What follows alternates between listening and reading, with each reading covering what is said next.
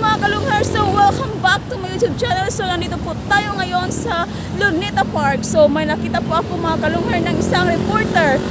Alamin natin mga kalunghar kung ano ang kanyang nire-report. So let's go! Puntahan na natin. Magandang gabi po sa inyong lahat. Andito ako live ngayon dito sa may Luneta Park na kung saan ay talagang pinag-uusapan ngayon ang isang controversial na proyekto ng isang gobyerno na kung saan ay milyon-milyon ang ginastos.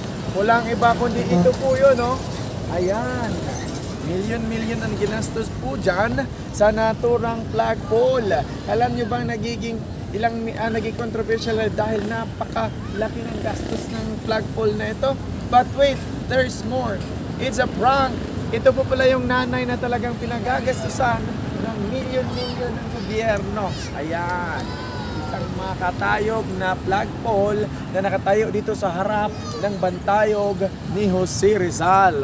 Okay, dito sa Luneta Park po yan.